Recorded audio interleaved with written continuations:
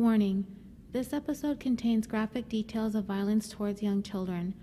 I intend to recount the story as tactfully and respectfully to the victim as possible. However, if you are sensitive to these topics, this might be an episode you may want to skip.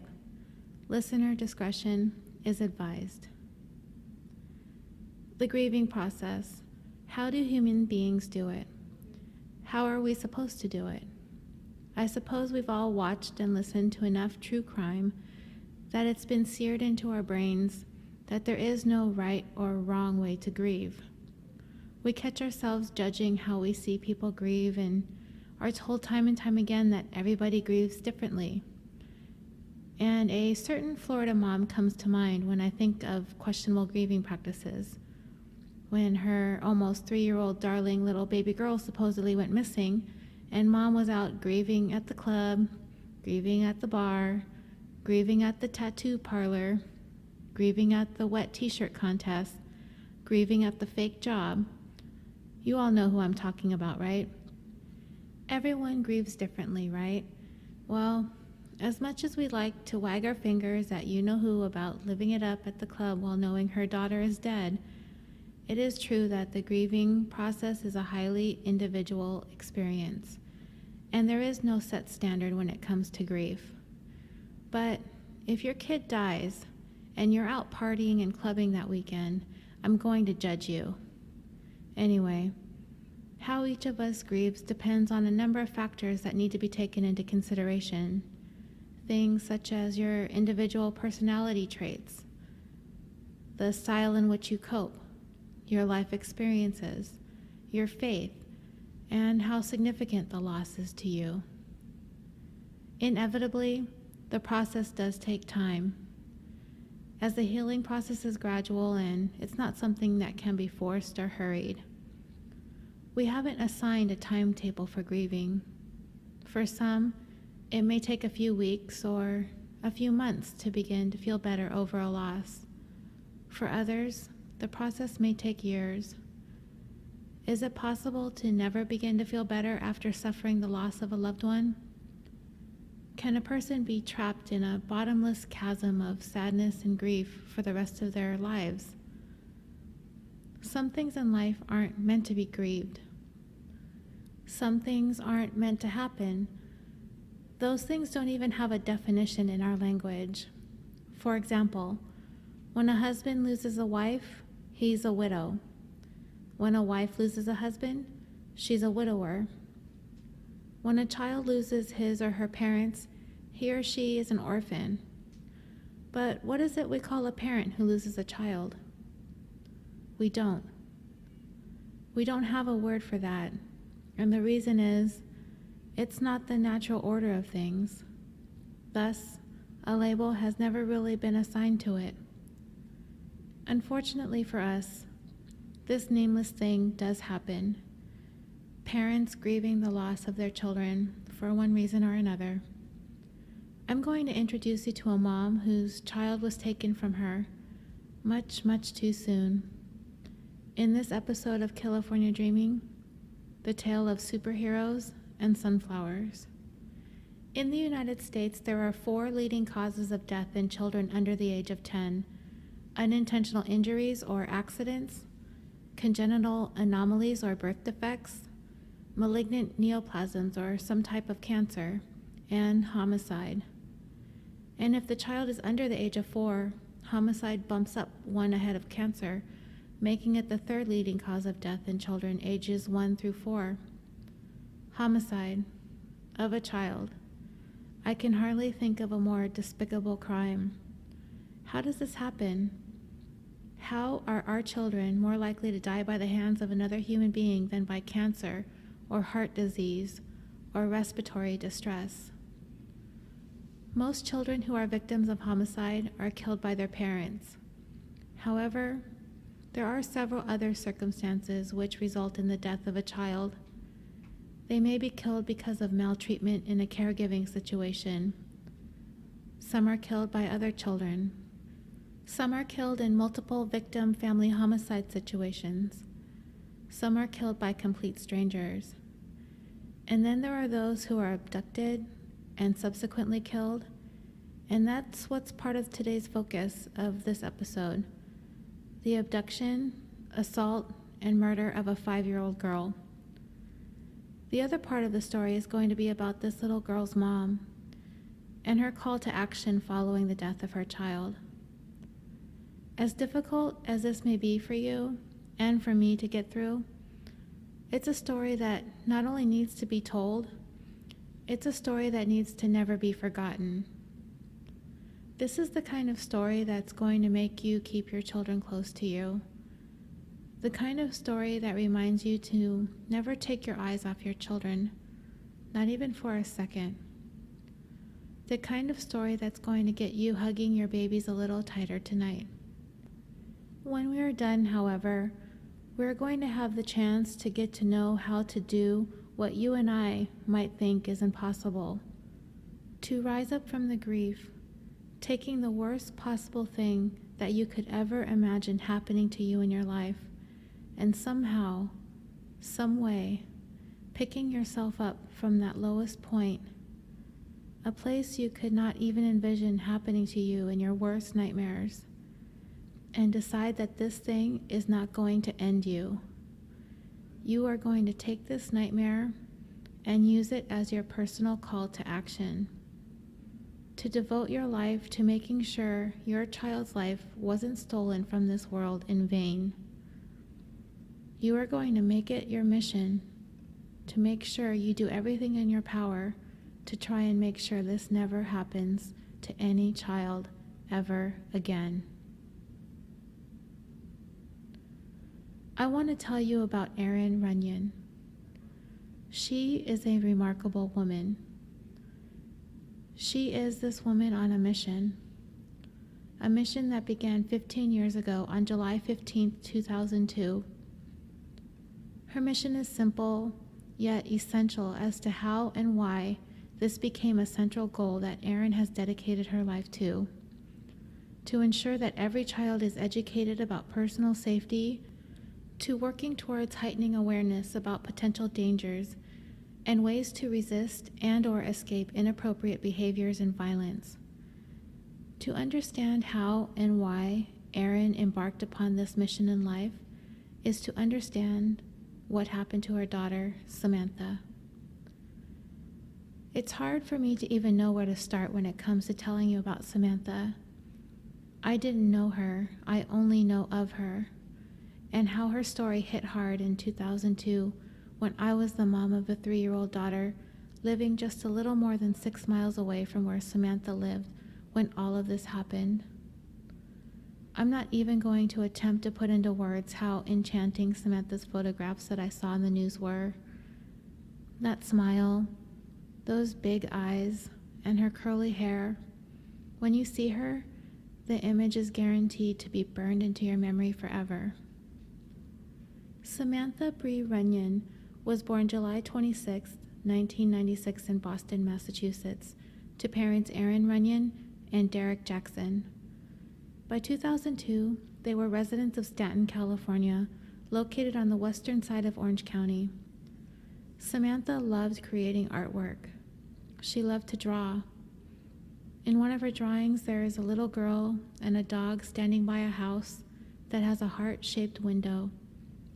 Her handwritten caption says, "To my great family, be brave.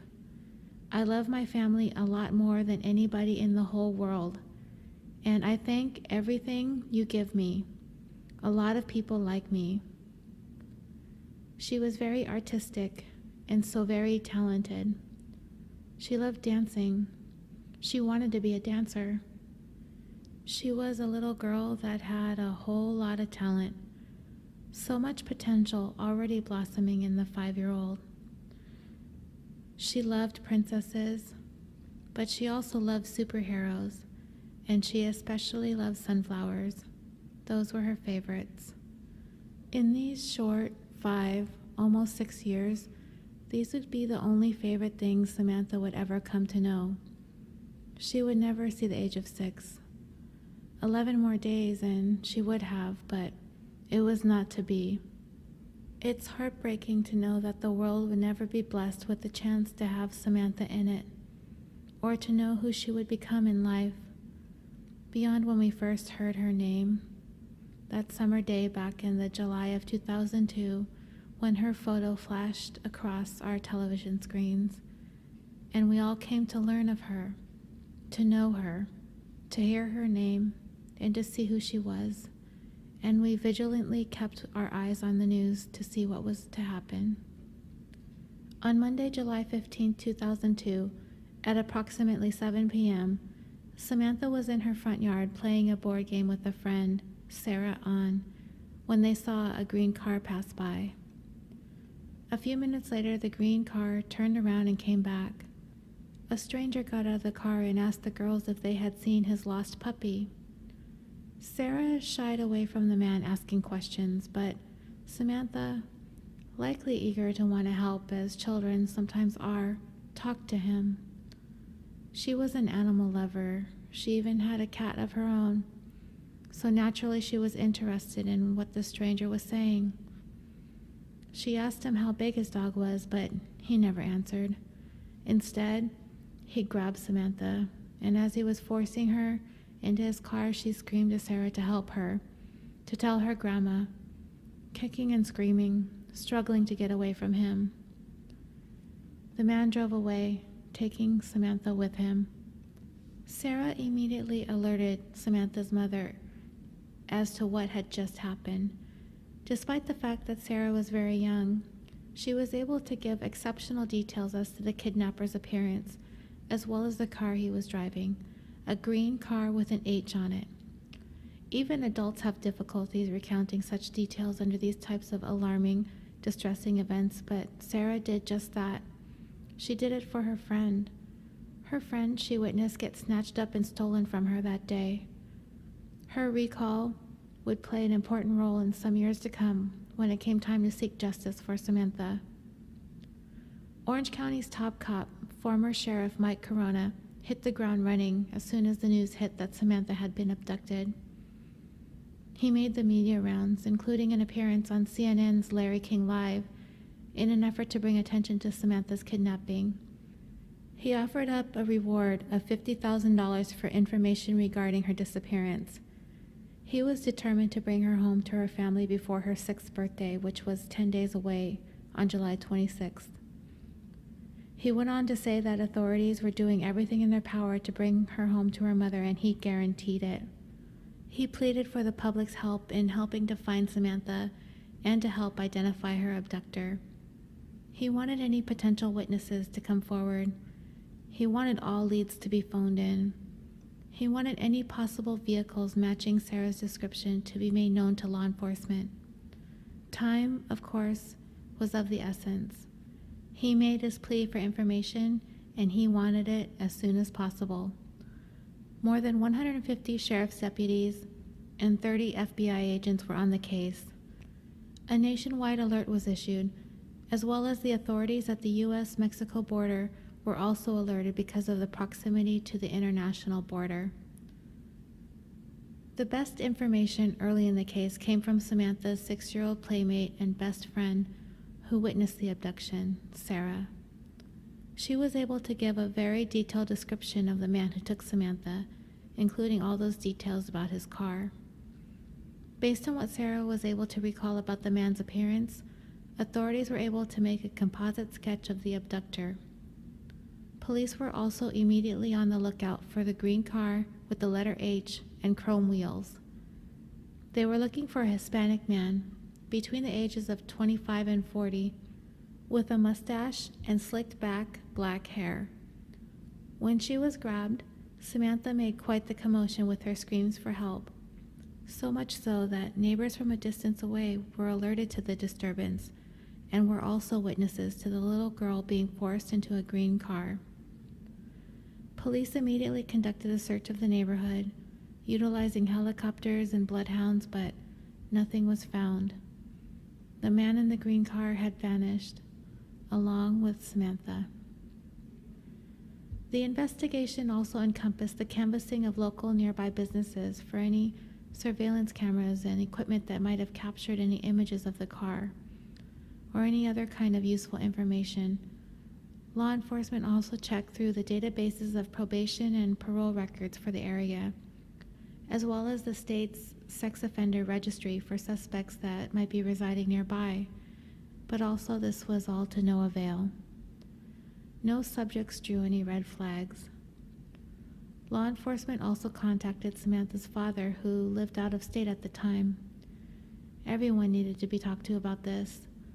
They had no idea who could have done this. They didn't know if this was some sort of random abduction or if this was something that had required some planning. Everyone needed to be looked at. Samantha needed to be found. A side note to Samantha's abduction. This occurred 1 month after the abduction of Salt Lake City child 14-year-old Elizabeth Smart. She too was kidnapped from her home, from inside her bedroom actually, but luckily she was rescued 9 months later. At the time Samantha went missing, the Smart family were still searching for their missing child and reached out to Samantha's family, offering condolences and any kind of help they could offer. They felt each other's pain, and they shared it with one another. The outpouring of love and support, hope, and prayers was far-reaching for the Runnion family. This wasn't just a crime against Samantha. This was a crime against the entire community, not just of Stanton, not just of Orange County, but the entire state of California. This abduction was so brazen. It happened so fast. Taken right from the front yard while playing with a friend, vanished in the blink of an eye. And we all knew, myself included, that this could have happened to any one of us.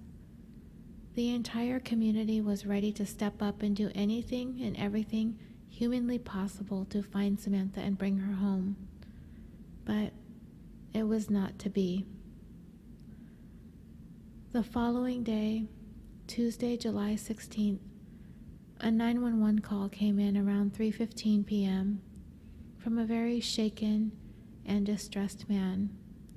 He and a friend were on the Ortega Highway on the Riverside section of the Cleveland National Forest near a popular hang gliding launching area when they spotted a little girl's body. He told the 911 operator he was very scared. His voice was quivering, and he explained that he had just spotted a dead body along the highway. He told the operator the location as best he could, as he was trying to make his way up to his house so he could call from the landline since cell service is spotty in the mountains. He goes on to tell 911 that he thinks the body is that of a baby, and it might just be that little girl that everyone's been seeing on the news, but he can't be sure. He explains that they saw the body, panicked, and drove away, calling 911. He said he would wait by the gate of his house so that he could go back with authorities and show them where lies the body that he and his friend discovered. Samantha was left on this hillside, overlooking the rugged hills of the eastern side of the Santa Ana Mountains. A breathtaking view considering the tragedy that had befallen in this place. One can only take solace in hoping that when Samantha left this world, she looked to the sky and soared away peacefully, so this nightmare on earth could be over for her. The man that did this to Samantha, the man who left her there naked, battered, violated, strangled, and left in plain view, as if to show off his handiwork, did not just leave her behind. He left something else behind as well. Something he was likely to have no idea would be a part of his undoing. You see, Samantha, she was not going down without a fight. She fought this man with all she could. She screamed, she hit, she kicked, and most important of all, she scratched. She scratched this man's face. In her final moments, she took with her a piece of that man that did this to her that would eventually be discovered. Underneath her little fingernails, his DNA embedded in there, Later, this would be used as part of the most damning evidence against this man. Samantha may not have been able to save her own life fighting with him, but getting his identifying markers underneath her nails was going to help ensure that he would never have the chance to do this to another child ever again. Sheriff Corona had a message for the man who abducted, assaulted, and strangled Samantha to death. I would call it more of a warning. Do not eat. Do not sleep, because he would be caught. Sheriff Corona wanted to make sure this predator knew that he would not be able to go anywhere or do anything without looking over his shoulder. Speaking directly to the murderer, he made sure to make it clear that he was not joking, that he was dead serious. Samantha was everybody's little girl, and the sheriff was dubbed America's sheriff. And he was on a mission to catch this person who did that to Samantha and make sure that justice gets served. Tips from the public began to pour in. However, one tip in particular came in on July 18th, which led investigators to an individual named Alejandro Avila. Who exactly was this person, and what was his connection to this case? Well, it just so happens that this person of interest knew somebody who resided in the same condominium complex that Samantha lived in. He knew the area well. He knew the building well. He knew the ins and outs of the neighborhood. He was comfortable just being in the area. So what business did this man have at the complex? His girlfriend at the time, her daughter lived there part-time with her father. He'd been there several times, picking her up and dropping her off. And it also just so happens that this child had been the primary target of his sexual molestation activity, along with two other girls who were children of other acquaintances of his. He was charged in these cases, but subsequently acquitted in all three about a year prior to his abducting and murdering Samantha. It had been speculated that he had returned to the complex where Samantha lived to possibly try to find the girl that he had previously molested. But it's possible he returned in search of any random child to abduct. Nobody really knows for certain. What is certain is he was there looking for his next victim. While investigating this viable tip, investigators also came to discover, along with his previous molestation trials and acquittals, he, who lived with his mother and sister, arrived home at a very late hour the night Samantha was abducted and refused to account for his whereabouts. As this circumstantial evidence was mounting, police decided to go ahead and take the suspect into custody on suspicion of kidnapping and killing Samantha. They also seized 3 vehicles from the family, a green Ford Thunderbird, a white Buick Century, and a green Nissan. They also took some of his clothing and a computer. Sheriff Corona stated in a subsequent news conference that he was 100% certain that they got the right man. There was absolutely zero doubt that he was the one that did this to Samantha. Law enforcement working in tandem with the community was invaluable in bringing this man into custody quickly. The fear in the community was palpable, and the urgency to find this man before he would have the chance to do this again was at the top of everyone's priority list. Police had as many boots on the ground as they could spare. Members of the community were vigilant. The manner in which this suspect conducted himself, grabbing Samantha in broad daylight and leaving her in the way that he did, was interpreted as his way of showing off what he had done, as well as a challenge to law enforcement to catch him if they could. This man was sloppy. He left behind mountains of forensic evidence connecting him to the crime. So as far as law enforcement was concerned, this man was never going to have the chance to do this to another child. He was going to be locked away pretty much for the rest of his life, if not worse. It didn't take very long for more damning evidence to mount against Samantha's killer. His computer was found to have contained material related to child pornography, It was also discovered that he had made phone calls from his cell phone from the neighborhood in which Samantha resided the day she was abducted. His bank card was also used to rent a motel room on the same day as the abduction as well. It is surmised that Samantha was kept alive for several hours after the kidnapping and was ultimately killed in that motel room. His shoe prints and tire tracks were identified at the scene where Samantha was found the day after her abduction. I had previously mentioned his DNA was embedded under her fingernails as well, a result of having scratched at his face.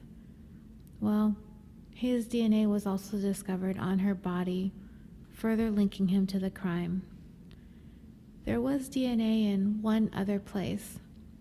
In that Thunderbird police seized, the green one that Sarah saw drive off with her best friend, there was DNA in there too. Samantha's DNA, found on the armrest of the car, left there by her tears. She cried those tears into that armrest. I can't even imagine the fear she felt in the moment those little droplets fell from her cheeks. Samantha's killer was formally charged on July 23, 2002, with kidnapping, 2 counts of sexual assault, and capital murder. He was facing the death penalty. His trial would begin almost 3 years later, in March of 2005. The evidence was damning, no doubt, but there was one aspect of this trial that was quite exceptional.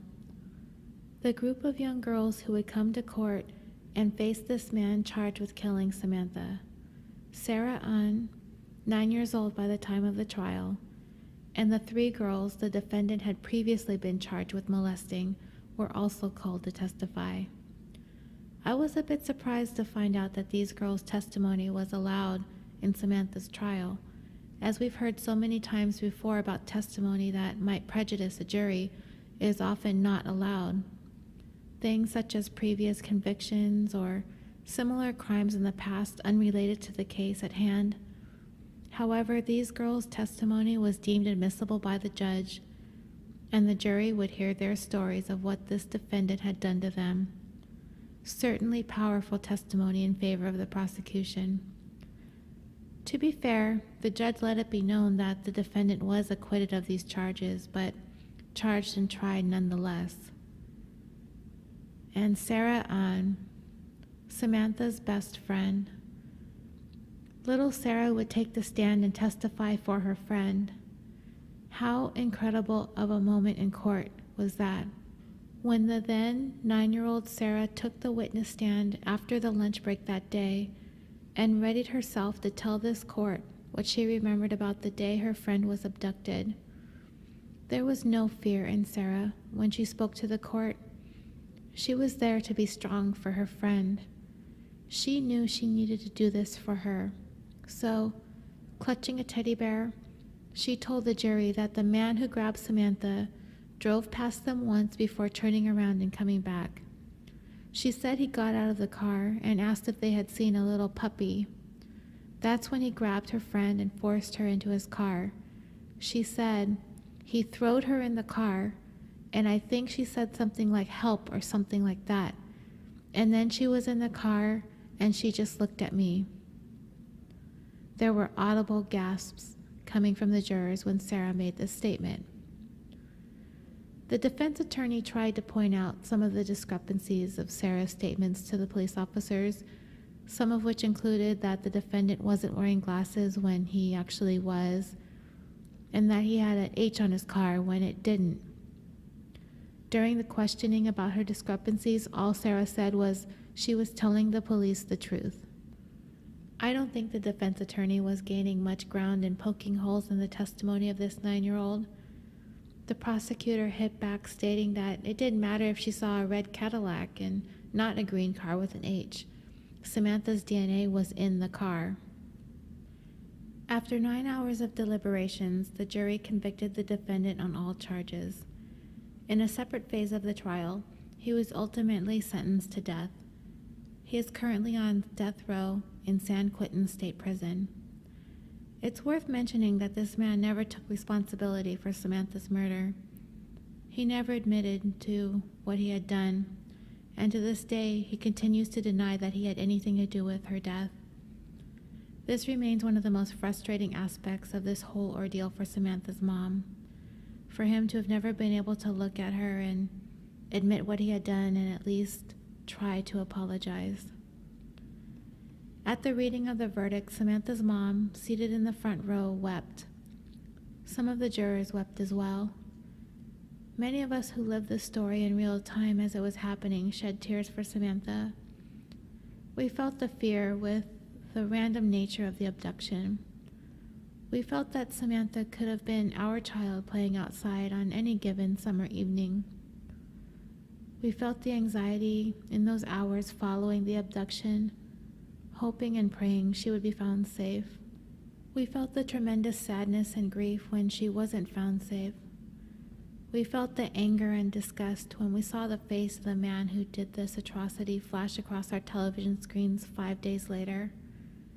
We couldn't help but stare at his abhorrent mugshot, relieved that he was off the streets, yet hoping for the same, if not worse, to now happen to him in prison. All of Southern California grieved for the loss of Samantha in a way that's held with me personally over the last decade and a half since all this happened. Over 4,000 people attended Samantha's funeral service on July 25, 2002. Thousands of mourners packed the Crystal Cathedral in Garden Grove, California, to say goodbye to Samantha, the child we all came to know through local news reports of her abduction and murder. The cathedral was filled to capacity with 3,000 people of all ages and backgrounds who came from all throughout Southern California. More than 1,000 others gathered outside and listened on speakers. As Samantha's mom, Erin, would describe it, it was surreal. I was fortunate enough to have the opportunity to talk to Erin Runnion this week over the phone. I got very emotional speaking to her, especially when I explained where I was at in July of 2002 when all of this happened, and how it devastated me along with the rest of Southern California. And as I extended my condolences through my broken voice, Erin was as gracious as you can imagine, ironically trying to make me feel better. I'm going to play some of the audio of our conversation. However, I'm only going to play her answers to my questions for the most part, as I'm not the greatest interviewer, and I hope you're able to hear the things that she has to say, as the audio is a little bit difficult at times. And knowing the trauma and loss she suffered, I found it uplifting to hear her speak so eloquently and fondly of Samantha, Sarah, the funeral services, the community, law enforcement, changes in legislation, and her foundation dedicated to the memory of Samantha, the Joyful Child Foundation. I've been looking online and searching and trying to find stuff about Samantha, but there isn't a whole lot because, her life was very short. So could you tell me some of your memories of her and what she was like and what some of her favorite things were? Absolutely. When Samantha was taken, I felt like that was kind of my job really was to make her real for people. If you just see the pictures, you don't know who she was. But Samantha was a super bright little girl. She was extremely thoughtful, especially later as I had other children. I came to know lots of other children. Just from only being 5 years old, the depth of the conversations that we would have and her understanding of kind of just her role in the world and the questions she would ask was pretty phenomenal. She loved science. She loved pufferfish. There used to be a Disney show. I don't know if it's still on, but it was about a little boy who would go on these kind of science adventures and animated, but that was her favorite show. And she was very crafty. I joked that she loved tape and glue the way that her big sister loved chocolate. She was always creating something. She would take pipe cleaners and make, kind of makeshift dream catchers all the time. They were everywhere. They were tied to doorknobs, and everything was decorated. Okay.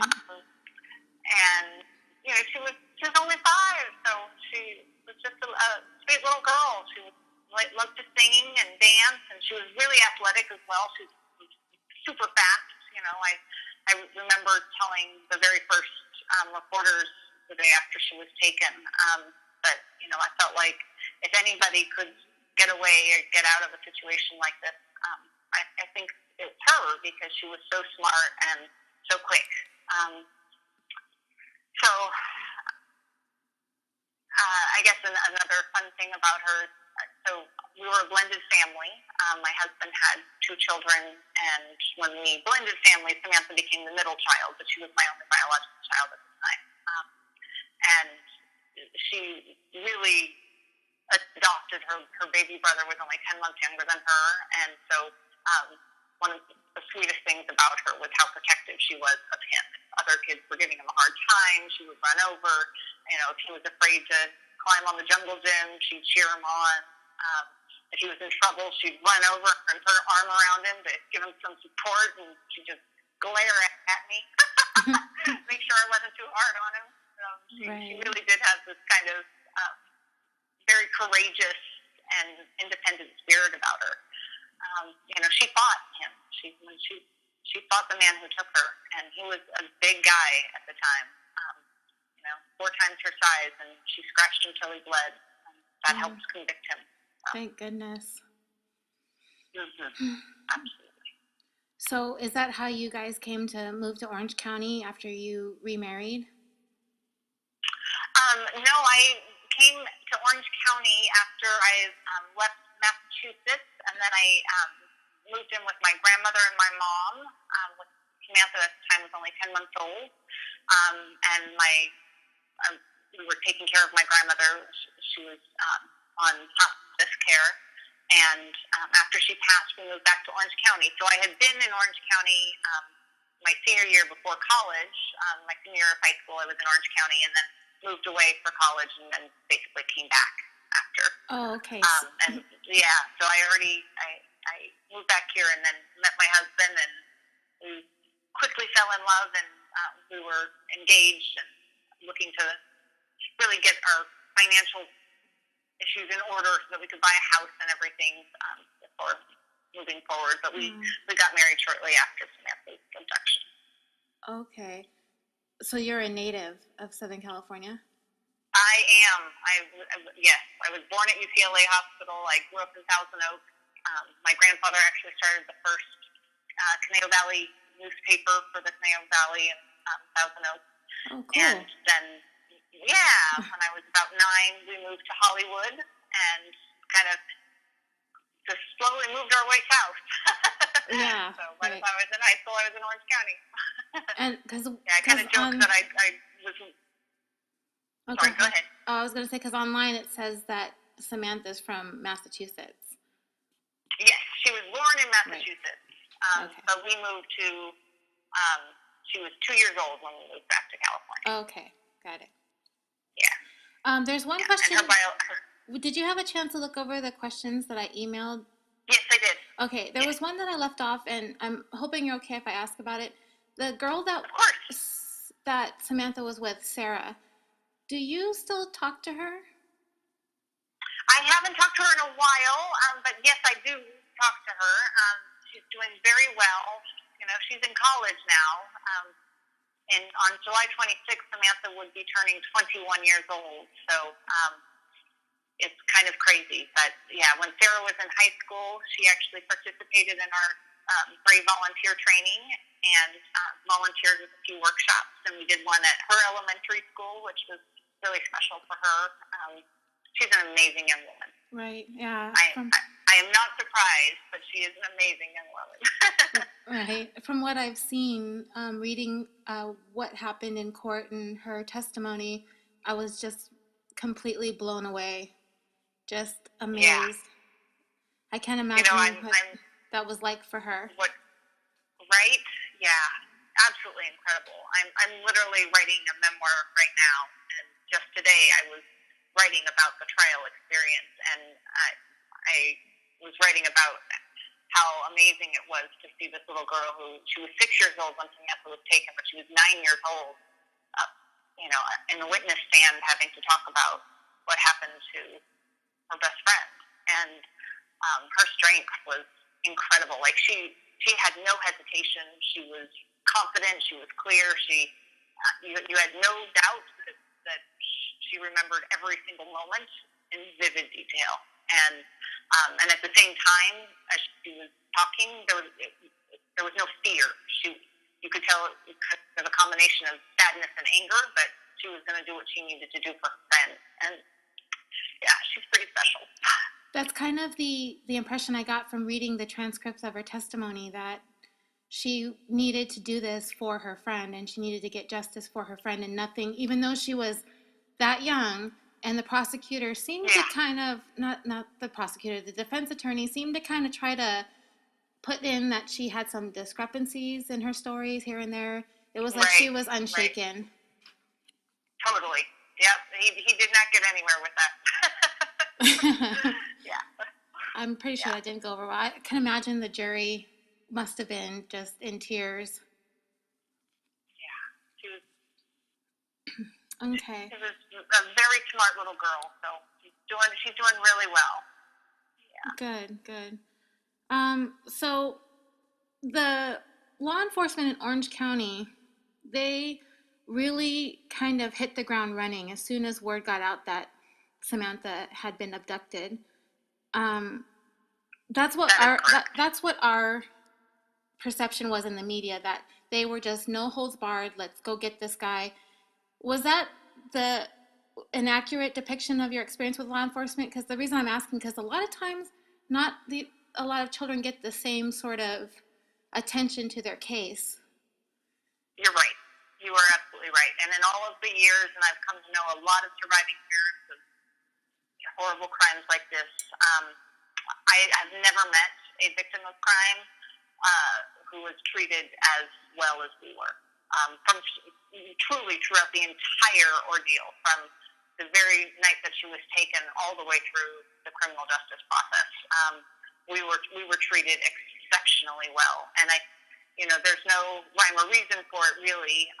At the time, I didn't realize, that I was lucky. It just seemed like people were being. It seemed like common decency, like. Right. This horrible thing had happened, and people were bending over backwards to do what they could, not just to comfort us, but to find her. And the level of professionalism and compassion that we were shown was extraordinary. The response time was very short. From the time my mom called 911, the sheriff's department was at the door within 5 minutes. And my mom said, as they were talking, helicopters appeared. So they were very swift to get into action. And they did everything they could. The Orange County Sheriff's Department went above and beyond and called in the reserve deputies, but also officers from other police departments volunteered. So the manhunt was enormous, and they really did put all of their resources into trying to bring her back. That's good. Good to hear that. So, in regards to the services at the Crystal Cathedral, what was that experience like for you? I mean, like surreal. In a word, surreal. Yeah. Yeah. I worked over in that area for about 4 years, and I drove by there every single day. It's just an amazing looking building, and I can't imagine what that feeling was like for you. I wanted you to try to describe that for me. And was that something you appreciated in the moment? Would you have rather been just by yourself? Like, how do you? No. So what happened was, the sheriffs were very kind and asked me what kind of service I wanted, and I did want a private service, and we did one. But I also felt like we had already received like thousands and thousands of letters and cards, and there was a vigil outside in the courtyard of our condo community. There was a vigil out there for 2 whole weeks. They had to shut it down eventually because people were not going to stop coming. It was it was really a beautiful outpouring, and I felt like so many people had been touched by Samantha's murder that I wanted to give those people who cared an opportunity to grieve and to feel a part of the mourning, because to me, when a child is taken like that, it should be seen as a crime against our entire society. It's so unacceptable, and the silver lining, I think, was in fact the fact that it really did bring a community together, and I was very moved by it. It helped me more than I could possibly express. It gave me hope when I had the right to lose all faith in humanity. It was the outpouring of love from tens of thousands of strangers that made me think that we could do something positive in her memory. So we actually started the Joyful Child Foundation 3 months after Samantha's abduction. We were incorporated. Right. I was going to ask about that. I was going to ask, like this was something that you immediately said, I need to do this. Almost immediately. It was within probably a week. Wow. Yeah.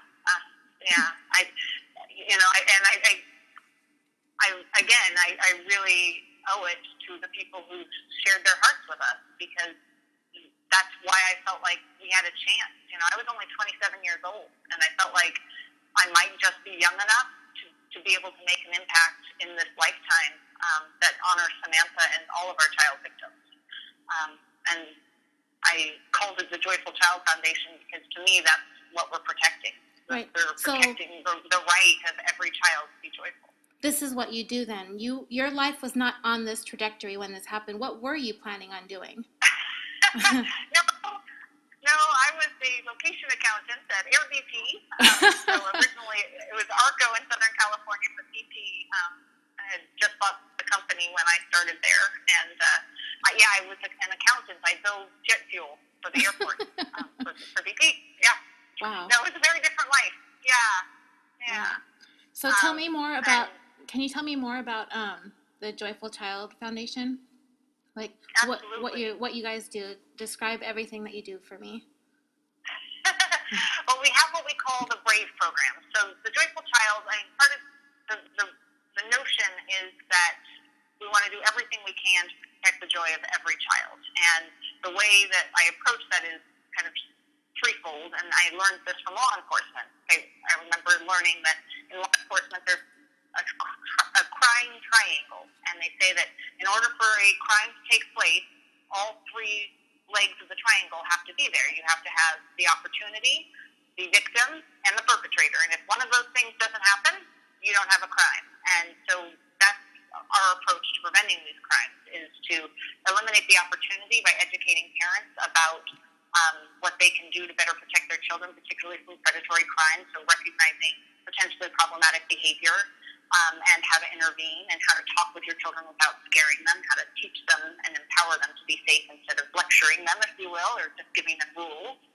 And we address the victim directly by empowering children, not just with the knowledge of what to do, but actually practicing skills to get away. And it really is a partnership between the parents and the children to come up with their own safety plan, so that it's not about fear, it's about, well, if this happens, this is what I would do. And if you think about it, most children, if you ask what would you do if your house got on fire, they'd say they'd do a low crawl out the door, or if they caught on fire, they'd stop, drop, and roll. But if you ask them what they would do if somebody tried to grab them, they have no idea. And my goal is for every child to have a plan. If somebody comes into the house who's not supposed to be there, if something, whatever the situation is, that we're teaching them how to think critically about their own safety. There are things that kids can do to keep them safe. And the last thing in the world I want for Samantha's legacy is for children to be fearful. I want children to be joyful and know how to safely navigate their world. And then we deal with the offender through the legislative advocacy. So So that's the hard part. That's the infuriating part. The rest is really quite joyful. But what we do is we call them the BRAVE programs, or the BRAVE initiatives, and the idea is that we're uniting communities in child protection, and we do that through BRAVE programs for children. We have a BRAVE curriculum, and that's really my goal. I think the only way we're going to get safety education to every child in America is through our schools. And so we develop 10 lessons that can be easily incorporated throughout the school year in any order, and it's very plug and play. So teachers, when they have 15 minutes before lunch, they can do a quick lesson from BRAVE and teach their students something about being safe. And then during the PE portion of the day, they can practice some physical defense skills. So somebody did try to take them, they'd have some skills to make them let go. And then for our adults, we train volunteers to do parent presentations. So we do a lot of PTA meetings, but we also have special partnerships with organizations that serve people in transitional housing. So homeless shelters, domestic violence shelters, and low-income community family resource centers.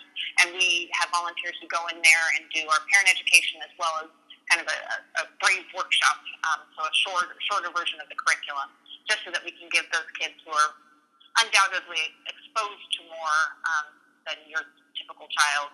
We want them to have all the skills we can give them to be safe. So that's, in a nutshell, that's what we do. Perfect. Can you give me an example of like what you might teach a 5-year-old that he or she might be able to do in order to fend off a potential abductor? Sure. I think before I do, the most important thing for adults to understand is that 90% of crimes against children are perpetrated by somebody the family knows and trusts. Okay. So what happened to Samantha is truly on the most extreme end of the spectrum of these crimes. It really is. But before the man who killed my daughter did that, he had already been accused of multiple counts of continuous child sexual abuse against 3 other girls. He was acquitted about 1 year before he took Samantha. And it was his fiance's daughter, her cousin, his roommate's daughter, and another daughter of a friend or his brother, a girlfriend. And are these people these are people that lived in your complex? No, they lived in another county. Okay. I thought I read somewhere that this person's somebody lived in the vicinity of where you and Samantha lived. Yes. So his primary victim was his fiance's daughter, and her dad lived in our complex. Okay. So Samantha's killer knew how to drive around and find his way in and out of our complex because he had brought her to see her dad on multiple occasions. So we suspect that he had come for her that day and saw that they had just moved out about a month and a half before. And he drove around one other time, and in that 5 minutes, Samantha and Sarah had gone out to play. He grabbed her. Right.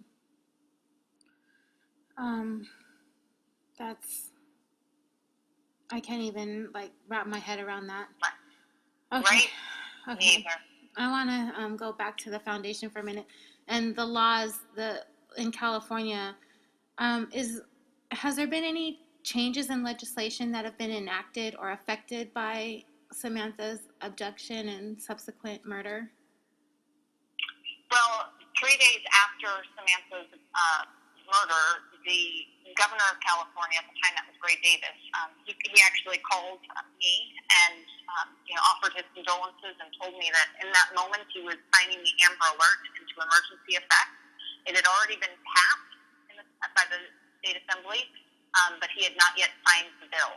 And so 3 days after Samantha was taken, he signed that law. And 2 weeks later, the first 2 girls were rescued as a direct result of the Amber Alert in the state. And one of them is a dear friend of mine now. But they were... they were... Which 2 girls? Were those two friends, those teenagers that were abducted together? Yes, exactly. Yes. Cameron and Jackie. Yes, I remember those. Yep. Yeah. Yeah, it was very it was horrifying what happened to them, but their recovery was a direct result of somebody having seen the Amber Alert. And I mean, that year alone, 96 children were recovered because of the Amber Alert. So that was the first law that I think she had a major impact on. She's also named in the Adam Walsh Child Protection and Safety Act of 2006, which created the National Sex Offender Registry, and the largest kind of bill on child safety ever passed in the country. I helped advocate for Jessica's Law in California, and Chelsea's Law, and we've worked on that. In terms of advocacy, I'm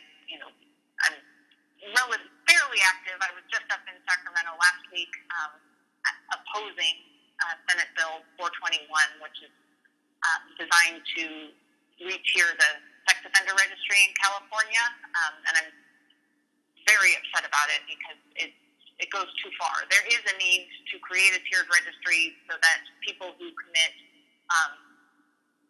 nonviolent misdemeanors, that there is a process by which they can eventually come off of the registry. I'm not opposed to that, but the way that this bill is written, it will make it possible for almost all sex offenders to get off of the registry after 20 years.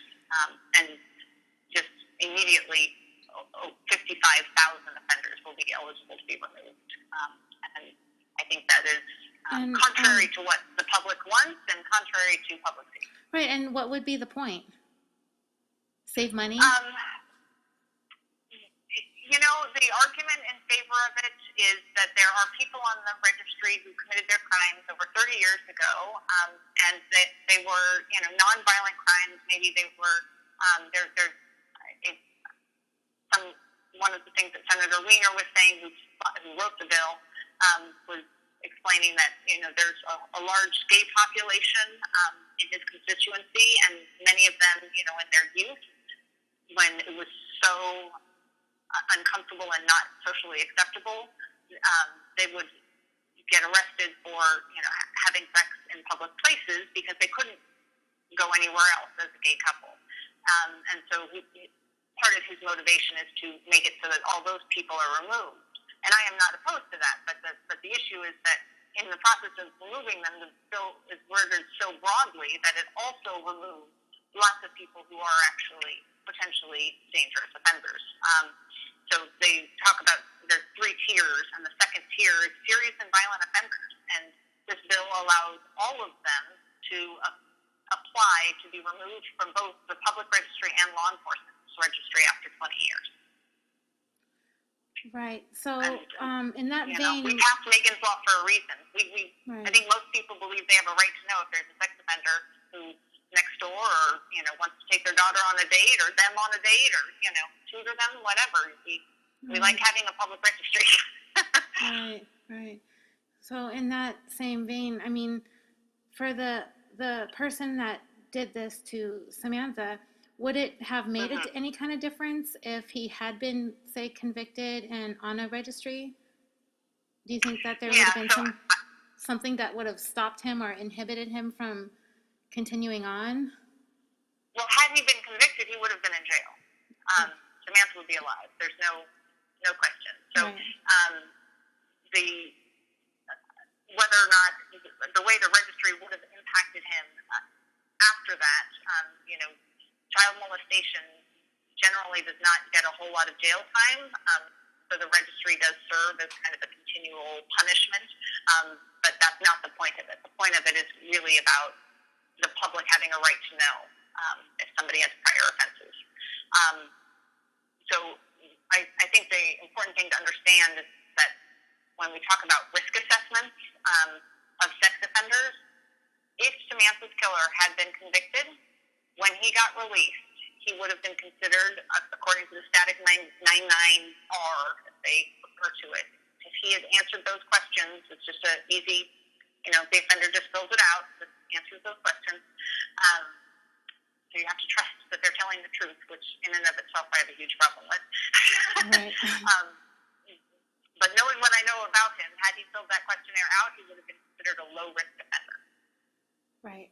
Because he's never taken responsibility for anything. Right. Well, and because the questions are things like, are you dating anybody? Do you have family around you?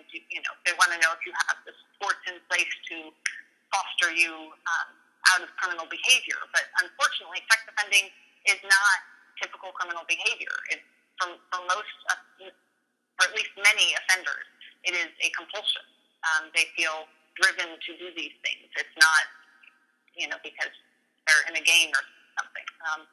So it does differ from other criminal behavior. Right. When you're in a gang, they ask you have to stay away from the streets, you have to stay away from other gang members, and you have to report that information. You sometimes have to actually, commit crime. So you're being propelled by a different reason. But sex offending for many is more like an addiction. And so even right after they get out, very often they're picked up for child pornography or, hanging out at a park just because they are compelled to prey. Right. Okay, well, the last thing I wanted to talk about was where we can find you online, like your website, and are you on social media, and where, if anybody wants more information, where they can contact you. Thank you. Well, the very best place to learn about the Joyful Child Foundation and what I'm doing, we link to our Facebook page, our Twitter, all of that is linked on our website, which is thejoyfulchild.org. And we have an event coming up on September 30th. The Joyful Feast is our annual gala, and tickets just went on sale. Early bird ticket prices expire on July 31st, so hopefully folks will have a chance to hear this and buy their tickets while the discounted price is still valid.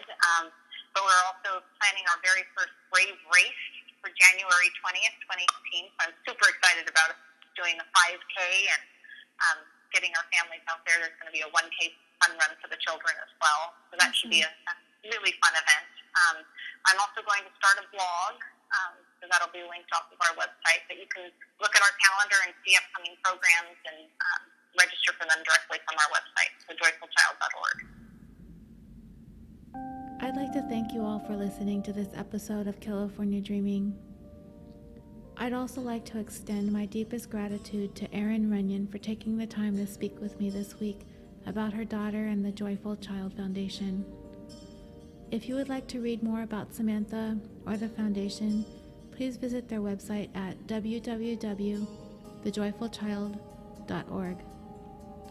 I think I speak for many of us when I say that despite the fact that 15 years has now passed since Samantha was so brutally taken from this world, that she continues to touch our lives and her memory continues to live on. And if anyone who's listened has never heard of Samantha prior to this episode, I hope her story continues to resonate with you and your families so her memory can continue to touch lives and hopefully make a small difference in helping and saving children from becoming victims. California Dreaming is establishing a Patreon page for this and future stories that move us towards wanting to make a small difference. For the remainder of the month of July and all of August, 100% of the proceeds of California Dreaming's Patreon will be donated to the Joyful Child Foundation. Whenever a story comes our way, it will continue to be our goal to not only tell the story, but to give back, even if it is in a small way. I deeply appreciate any contributions, no matter how big or small, made through our Patreon for the Joyful Child Foundation. I'd also like to take this time to give some shout outs for some iTunes reviews. Thank you to One Plunk, Denver, Colorado reviewer, Nullity, Mo Lunger, JKL5876, Lacey U28, Charlie Girl Says, and MYMYK. Also, the first round of show stickers went out in the mail this week, so if you received yours, I'd really love it if you'd post pictures on social media where you stuck them all, on the California Dreaming discussion page, on Twitter at California Pod, or on Instagram at California Dreaming Pod. I'm still sending them out, so you're not too late. Email me your mailing information at californiapod@yahoo.com, and I'll make sure to get those out to you. That's all for this week. I am going to try to throw together a mini episode that's kind of a side story to this week's episode, so you can look forward to that sometime early this upcoming week. And until next time, sweet dreams. And in memory of Samantha Runnion, be brave.